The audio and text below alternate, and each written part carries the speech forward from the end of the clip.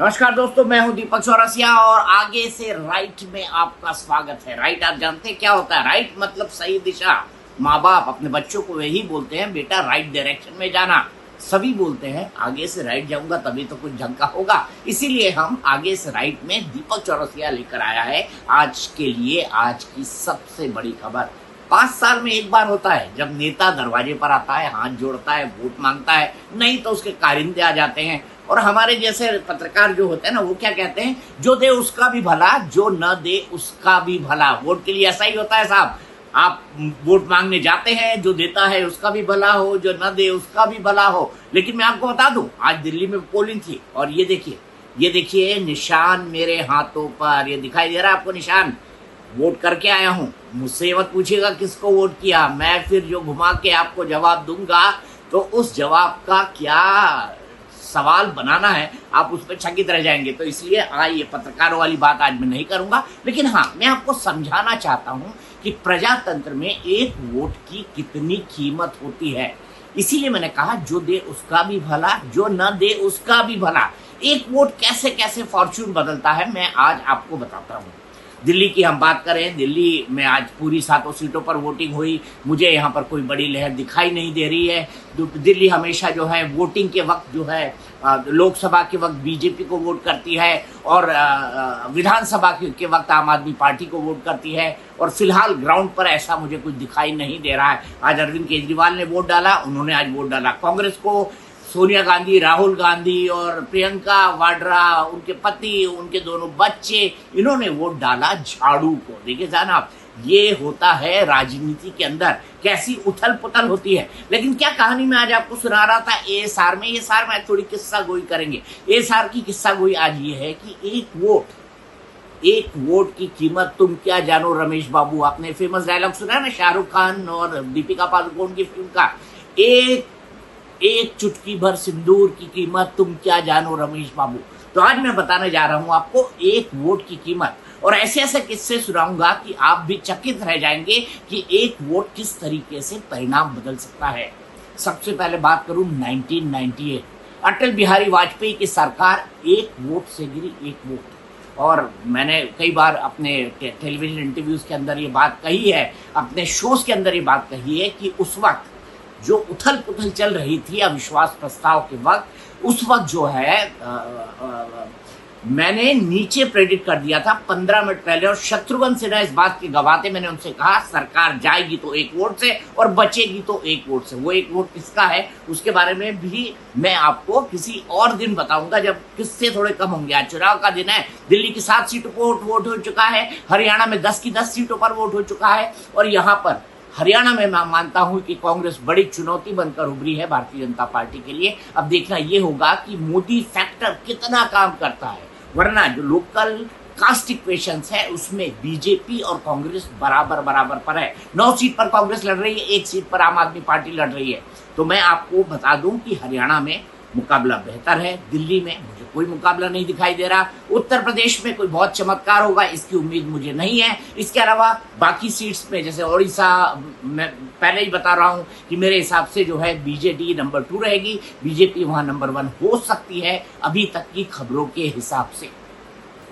तो दिल्ली का दंगल किसका होगा मंगल, हम आपको 4 तारीख को बताएंगे। इसका पूरा विश्लेषण मैं लगातार आपके लिए करता रहूंगा। लेकिन हाँ, मैं आपको ये बता दूं, दिल्ली की इन 7 सीटों पर मुझे कोई बड़ी चीज दिखाई नहीं देती। हालांकि लोग ये कह रहे थे कि अरविंद केजरीवाल जेल चले गए हैं, उनके लाभार्थी का एक बड़ा फैक्टर है जो उनको वोट करता है, रेहड़ी पटरी वाले, झुग्गियों में रहने वाले। लेकिन एक अंतर आप समझिए इस बार, एक अंतर ये है दिल्ली के सिचुएशन में कि कोविड के बाद 82 करोड़ लोगों को राशन बनना शुरू हुआ है। और इस चुनाव में जो 3 मुद्दे काम कर रहे हैं, पहला है राम, दूसरा है राशन और तीसरा है राष्ट्रवाद। तो ये तीनों मुद्दों के आगे कांग्रेस कोई सेंट्रल मुद्दा लेकर आई है, मुझे फिलहाल इसकी संभावना बहुत कम दिखाई देती है। लेकिन अब वो एक वोट वाला किस्सा तो सुना दो। चलिए मैं सुनाता हूँ। सबसे पहले 2008 के विधानसभा चुनाव, नाथ द्वारा असेंबली कॉन्स्टिट्यूएंसी, माफ कीजिएगा 2008 के विधानसभा की चुनाव, शायद मैंने लोकसभा बोल दिया, मुझे एग्जैक्टली याद नहीं है। नाथ द्वारा कॉन्स्टिट्यूएंसी से सीपी जोशी लड़े थे। सीपी जोशी का मुख्यमंत्री बनना उस वक्त तय था, लेकिन वो नाथ द्वारा से हार गए, एक वोट से हारे। और दिलचस्प बात यह है कि उस दिन उनकी पत्नी ही वोट करने नहीं गई थी। वो किसी काम में ऐसी फंसी कि वोट करने नहीं गई, उनको लग रहा है पति मेरे तो श्योर शॉट जीत रहे हैं, तो एक वोट से क्या फर्क पड़ेगा। और उसके बाद नाथद्वारा का ये इलेक्शन भारत के विधानसभा और संसदीय इतिहास के अंदर लिखा जाएगा ऐसे अक्षरों में जिसमें एक पत्नी के वोट न करने के कारण पति मुख्यमंत्री बनते बनते रह गए। ये वरिष्ठ मंत्री है डॉक्टर सीपी जोशी, वरिष्ठ मंत्री रहे यूपीए 2 के अंदर। और डॉक्टर सीपी जोशी जाने माने जो है राजनीतिज्ञ तो है ही, अभी जो असेंबली खत्म हुई है राजस्थान की उसके वो स्पीकर थे। एक और कहानी है 2008 की, फिर मैं आपको बता दूं ये भी कहानी बड़ी दिलचस्प है। यहाँ पर प्रवेश साहब सिंह वर्मा, उनकी जो सास है नीना वर्मा, वो धार असेंबली कॉन्स्टिट्यूएंसी से ये फिर गए 2000 बालमुकुंद गौतम से 1 वोट से जीत गए। ठीक है, 1 वोट से वो जीत गई। बालमुकुंद गौतम ने उसको चैलेंज किया और चैलेंज पहले वो हाई कोर्ट में हुआ, हाई कोर्ट के बाद वो सुप्रीम कोर्ट में हुआ और 4.5 साल बाद नीना वर्मा की विधायकी छिन गई। 6 महीने के लिए बालमुकुंद गौतम विधायक बन गए। तो ऐसे चमत्कार भी होते हैं भारत के संसदीय इतिहास में। इसलिए एक वोट की कीमत समझना चाहिए और प्रजातंत्र में 1 वोट ही महत्वपूर्ण होता है। प्रजातंत्र में 1 वोट ही महत्वपूर्ण होता है। मैंने आपको 3 किस्से सुनाए, अटल बिहारी वाजपेयी जी, नीना वर्मा धार, इसके अलावा नाथद्वारा, सीपी जोशी, लेकिन अपने विश्लेषण को एएसआर के लिए आगे बढ़ाते हैं। अब मैं आपको समझाना चाहता हूं कि ये जो चमत्कार है ये प्रजातंत्र के अंदर क्यों होते हैं। देखिए, 1 वोट, आपको पता है उत्तर प्रदेश में जितने वोटर हैं उतने वोटर मेरे ख्याल से, अगर मैं गलत नहीं हूं तो अमेरिका में भी नहीं होंगे। यूरोप के कई देश मिला दिए जाएं तो उत्तर प्रदेश बनता है। और श्रीलंका से ज्यादा पॉपुलेशन तो दिल्ली की है, श्रीलंका से ज्यादा पॉपुलेशन दिल्ली की है।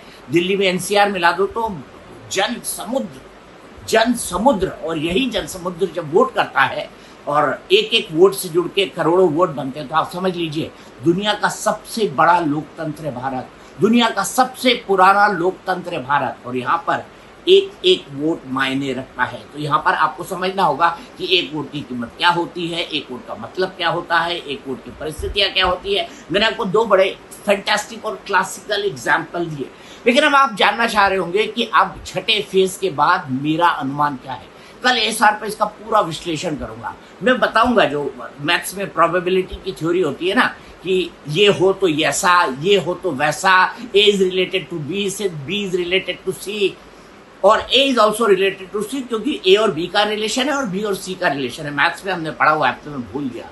मैथ्स में बड़ा अच्छा हुआ करता था, आजकल राजनीति की दुकान ज्यादा मुझे समझ में आती है, इसीलिए मैं कहता हूँ जो दे उसका भी भला, जो ना दे उसका भी भला। और पत्रकार को ऐसा ही होना चाहिए, कौन जीते कौन हारे इसमें फेर नहीं करना चाहिए। लेकिन मैं आपको ये जरूर कहना चाहूंगा कि हम कल थ्योरी ऑफ प्रोबेबिलिटीज के हिसाब से चेक करेंगे कि 272 के आसपास कौन है, इंडिया गठबंधन का कौन सा ऐसा ब्लॉक है, इसकी हम बात करेंगे। तो ठीक है, आ जाते हैं उन राज्यों पर जहां पर आज वोटिंग हुई। अभी तक का वोटिंग प्रतिशत लगभग 58.82 है, सब्जेक्ट टू करेक्शन। और आज इलेक्शन कमीशन ने कहा है पॉलिटिकल पार्टी को, कांग्रेस को चिताया भी है कि वोटिंग परसेंटेज के बारे में भ्रम ना फैलाएं। ये भ्रम कैसा है, ये कैलकुलेशन कैसा है, इस पर फिर किसी दिन बात करेंगे। इसको भी मैं लिख के रखता हूं अपनी डायरी में कि मैं एक दिन आपको समझाऊंगा कि इलेक्शन कमीशन वोटिंग का कैलकुलेशन कैसे करता है। तो मैं कह रहा था आपको कि दूसरी दुनिया में कोई ऐसा देश नहीं है। भारत दुनिया का सबसे बड़ा देश है, इसलिए भारत दुनिया का सबसे बड़ा प्रजातंत्र है। और मुझे खुशी है कि अब भारत को पूरी दुनिया के मैप पर न केवल स्वीकारा जा रहा है बल्कि उसकी लीडरशिप क्वालिटी के लिए भी उसको सराहा जा रहा है। तो आज जिन राज्यों में वोटिंग हुई उसमें उत्तर प्रदेश, हरियाणा की 10 सीटें, बिहार, पश्चिम बंगाल, दिल्ली की 7 सीटें, उड़ीसा की सीटें, झारखंड, जम्मू कश्मीर, ये तमाम सीटें हैं। तो आज उत्तर प्रदेश की 14 सीटों पर मतदान हुआ, हरियाणा की 10 की 10, हरियाणा के बाद जो है